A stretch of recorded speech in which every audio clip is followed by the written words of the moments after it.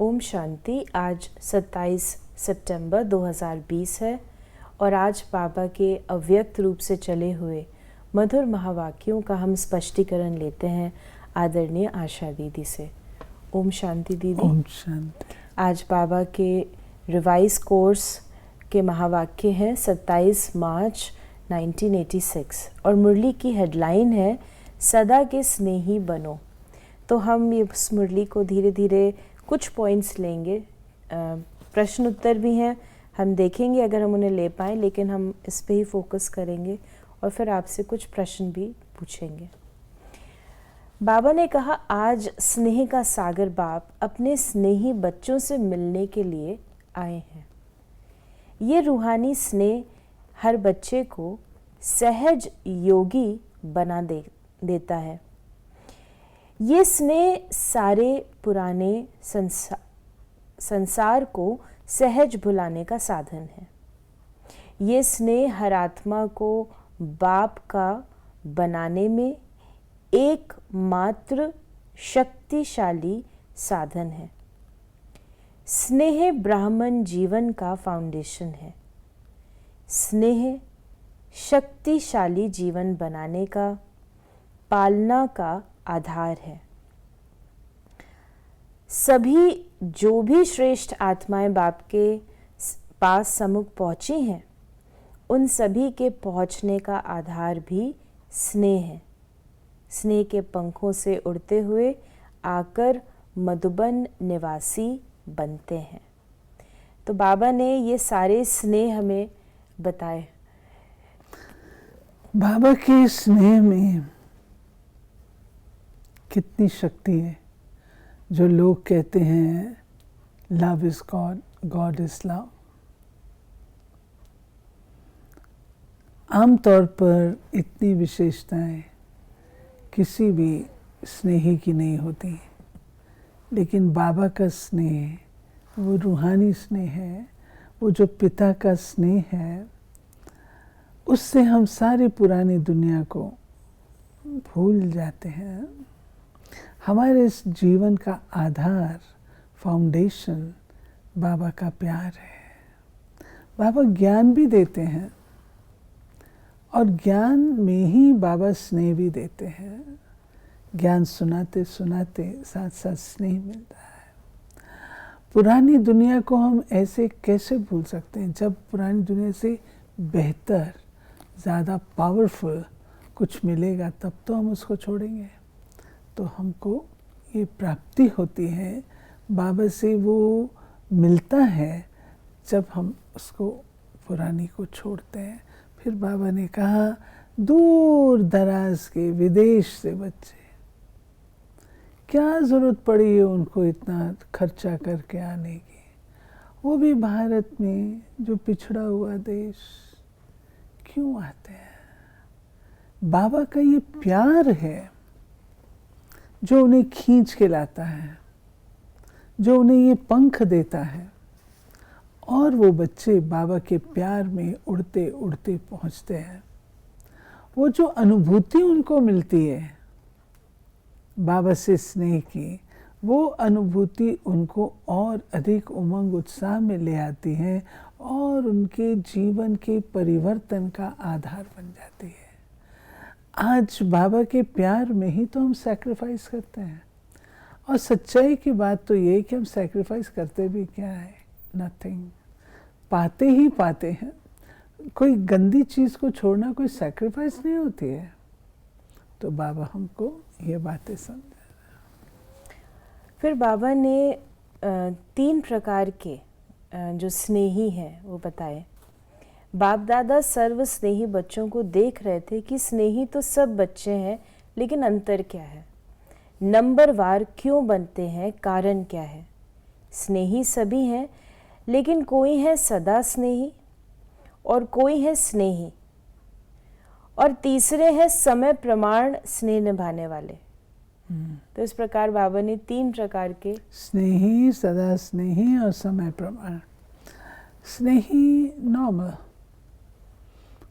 Normal reason, सदा स्नेही माना जिनका प्यार कभी टूटता नहीं है। अगर उनकी हिस्ट्री को देखेंगे तो आदि से जब से जन्म लिया तब से बाबा के साथ जो स्नेह की डोर बंधी वो कभी टूटी नहीं। किसी चीज़ ने उसको आकर्षित नहीं किया, किसी अन्य चीज़ पर वो लुभायमान नहीं हुए।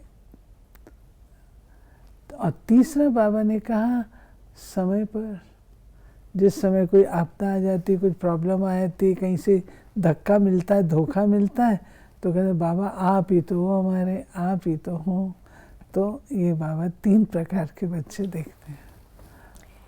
जो सदा स्नेही है वो लवलीन होने के कारण मेहनत और मुश्किल से सदा ऊंचे रहते हैं। ना मेहनत करनी पड़ती है, ना मुश्किल का अनुभव होता, क्योंकि सदा स्नेही होने के कारण उन्हों के आगे प्रकृति और माया दोनों अभी से दासी बन जाती है। अर्थात स्नेही आत्मा मालिक बन जाती तो प्रकृति माया स्वतः ही दासी रूप में हो जाती है। प्रकृति माया की हिम्मत नहीं, जो सदा स्नेही का समय व संकल्प अपने तरफ लगावे। आगे भी बाबा ने नहीं, वो अचल अडोल होते हैं, प्रभाव में नहीं आते, कोई चीज़ उनके ऊपर असर नहीं कर सकते। बाबा का प्यार सदा स्नेह, उसके सिवाय उनको और कुछ दिखता ही नहीं है। बाबा ही संसार है। जब ऐसी स्थिति ऐसे बच्चों की होती है, सदा स्नेही होगी। और बाबा ने कहा कि सदा स्नेही आत्माओं का हर समय हर संकल्प है ही बाबा की याद और सेवा के प्रति। इसलिए प्रकृति और माया भी जानती हैं कि ये सदा स्नेही बच्चे संकल्प से भी कभी हमारे अधीन नहीं हो सकते। फिर दूसरे नंबर, स्नेही आत्माएं स्नेह में रहती जरूर है, लेकिन सदा न होने के कारण कभी कभी मन के संकल्प द्वारा भी कहाँ और तरफ स्नेह जाता है। बहुत थोड़ा बीच बीच में स्वयं को परिवर्तन करने के कारण कभी मेहनत का, कभी मुश्किल का अनुभव करते, लेकिन बहुत थोड़ा। जब भी कोई प्रकृति व माया का सूक्ष्म वार हो जाता है तो उसी समय स्नेह के कारण याद जल्दी आ जाती है और याद की शक्ति से अपने को बहुत जल्दी परिवर्तन भी कर लेते हैं। लेकिन थोड़ा सा समय फिर भी संकल्प मुश्किल या मेहनत में लग जाता है। कभी कभी स्नेह साधारण हो जाता है, कभी कभी स्नेह में लवलीन होता है।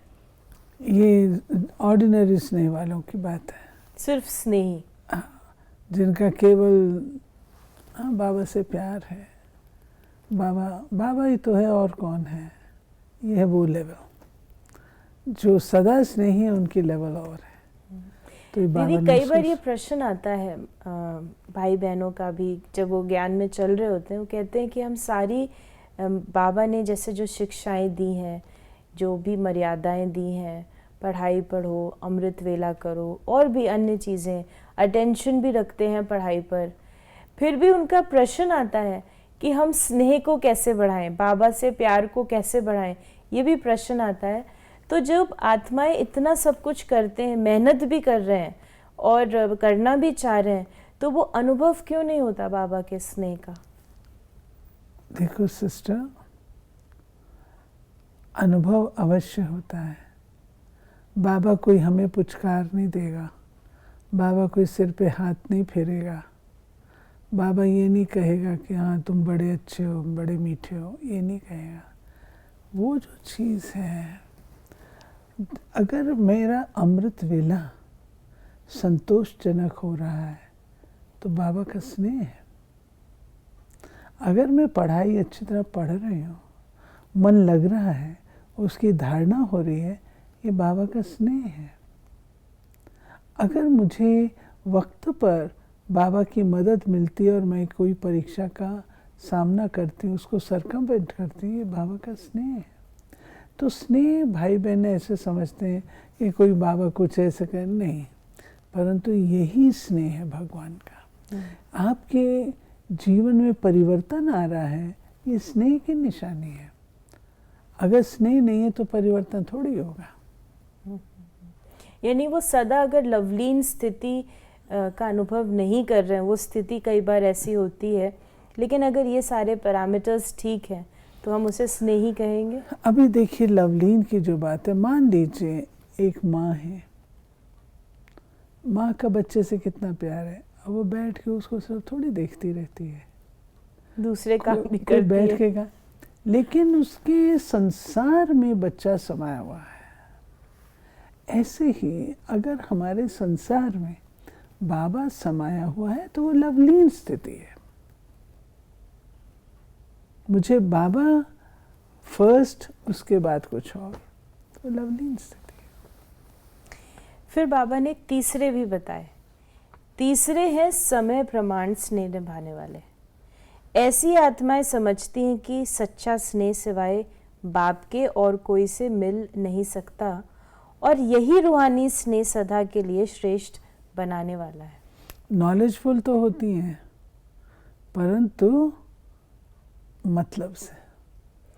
ज्ञान अर्थात समझ पूरी है और यही स्नेही जीवन प्रिय भी लगती है, लेकिन कोई अपनी देह के लगाव के संस्कार या कोई भी विशेष पुराना संस्कार व किसी व्यक्ति व वस्तु के संस्कार व व्यर्थ संकल्पों के संस्कारवश कंट्रोलिंग पावर न होने के कारण व्यर्थ संकल्पों का बोझ है।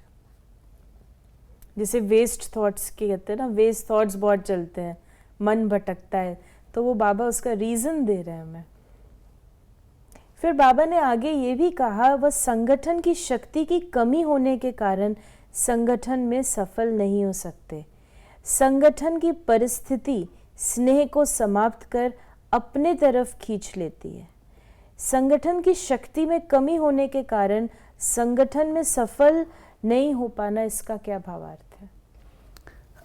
जब हम बैठते हैं योग में, तो जब हम संगठन में बैठते हैं वह योग, जो अकेले बैठते हैं वह योग, दोनों में अंतर तो होता है। तो संगठन की शक्ति अर्थात हमारी जहाँ भी हम रहते हैं, तो उस संगठन को बाबा कह रहे हैं, वो संगठन की शक्ति में अगर वो चीज़ नहीं है, वो स्नेह नहीं है और एक जैसा नहीं है, तो फिर सफलता भी नहीं होती है। और वो परिस्थिति स्नेह को समाप्त कर अपने तरफ खींच लेती है। और कोई सदा ही दिल शिकस्त जल्दी होता है, इसीलिए समय अनुसार करते हैं ना, वक्त से करते हैं। कभी मुसीबत पड़ी तो करते हैं, तो भट्टी करते हैं ना, तो कोई मुसीबत होती है तो 108 घंटे की भट्टी करेंगे, नाइट भट्टी। यानी कोई प्रॉब्लम आती है, कोई विघ्न आता है तो भट्टी करते हैं। अगर रेगुलर में भट्टी रेगुलर कर हो तो फिर मुसीबत आए ही नहीं ना। तो बाबा ने कहा, अभी अभी बहुत अच्छे उड़ते रहेंगे और अभी अभी देखो तो अपने आप से ही दिल शिकस्त। ये स्वयं से दिल शिकस्त होने का संस्कार भी सदा स्नेही बनने नहीं देता। यानी हमारे खुद के संस्कार, हमारे खुद के जो कर्म है, वो हमें समीपता से रोक रहे हैं बाबा के। आगे कहा बाबा ने, तो समय प्रमाण, परिस्थिति प्रमाण, हलचल में आने के कारण कभी याद करते हैं, कभी युद्ध करते हैं। युद्ध की जीवन ज़्यादा होती है और स्नेह में समाने की जीवन, उसमें अंतर में कमी होती है, इसलिए तीसरा नंबर बन जाते हैं। नंबर 1 सदा स्नेही आत्माएं सदा कमल पुष्प समान न्यारी और बाप की अति प्यारी हैं। स्नेही आत्माएं न्यारी हैं, प्यारी भी हैं, लेकिन बाप समान शक्तिशाली विजयी नहीं है, लवलीन नहीं है, लेकिन स्नेही है। और फिर बाबा ने इसी प्रकार आगे और भी बताया कि तीसरे नंबर आत्माएं बार बार स्नेह के कारण प्रतिज्ञाएं भी स्नेह से करते हैं कि बाबा उनको करनी पड़ती हैं प्रॉमिसेस। जो अच्छे होंगे, सदा स्नेही होंगे, उनको कोई प्रतिज्ञा करने की जरूरत पड़ती ही नहीं है। इनको जरूरत पड़ती है, बस अभी से ऐसे बनना है। हाँ बस अभी से ये करेंगे, क्योंकि अंतर तो जानते हैं ना। प्रतिज्ञा भी करते, पुरुषार्थ भी करते, लेकिन कोई ना कोई विशेष पुराना संस्कार लगन में मगन रहने नहीं देता, विघन मगन अवस्था से नीचे ले आते हैं, इसलिए सदा शब्द नहीं आ सकता। तो दीदी ऐसी परिस्थिति में जहाँ वो चाह रहे हैं और बाबा का सदा स्नेही भी बनना चाह रहे हैं, लेकिन पुराना संस्कार विघन डालता है, वेस्ट थॉट्स भी बाबा ने बताया बहुत आते हैं और छोड़ भी देते हैं। और जैसे हमें पता है कि अगर हम जब तक स्नेह में बाबा को लवलीन अवस्था में याद नहीं करेंगे तो योग भी नहीं लगेगा। तो फिर अब क्या करना चाहिए? अपने स्नेह को बढ़ाना चाहिए, स्नेह को अपने मजबूत करना चाहिए और ये चेक करना चाहिए कि मेरी बुद्धि कहाँ कहाँ जाती है, कौन मेरे स्नेह को खींच रहा है। उन चीज़ों को अच्छी तरह से एडजस्ट करें, देखें और उसको ठीक करें। बाबा से स्नेह बढ़ा है ना। यानी ये इसमें उनको घबराना नहीं है। बाबा नॉलेजफुल बता रहे हैं कि ये पुराने संस्कार की वजह से हो रहा है और अगर हम मेहनत करते रहें, चेकिंग करते रहें। सच्चाई की बात ये है, अगर आपका स्नेह तो आपको मेहनत करनी ही नहीं पड़ेगी। स्नेह में कोई मेहनत नहीं करनी पड़ती। यानी दिल से कहीं और स्नेह है, इसलिए ये सारी बातें प्रॉब्लम्स आती हैं। दिल हमारी कहीं और सूक्ष्म में लगी हुई है। और अव्यक्त मुरली के कुछ प्रश्न उत्तर भी हैं, क्योंकि समय नहीं है तो उसे हम नहीं लेते हैं। लेकिन आज का बाबा ने जो हमें वरदान दिया है हम उसे पढ़ते हैं। हर आत्मा को हिम्मत उल्लास दिलाने वाले रहम दिल विश्व कल्याणकारी भाव। कभी भी ब्राह्मण परिवार में किसी कमज़ोर आत्मा को तुम कमज़ोर हो ऐसे नहीं कहना। आप रहमदिल विश्व कल्याणकारी बच्चों के मुख से सदैव हर आत्मा के प्रति शुभ बोल निकलने चाहिए, दिल शिकस्त बनाने वाले नहीं। चाहे कोई कितना भी कमज़ोर हो, उसे इशारा या शिक्षा भी देनी हो तो पहले समर्थ बनाकर फिर शिक्षा दो। पहले धरनी पर हिम्मत और उल्लास का हल चलाओ, फिर बीज डालो, तो सहज हर बीज का फल निकलेगा। इससे विश्व कल्याण की सेवा तीव्र हो जाएगी।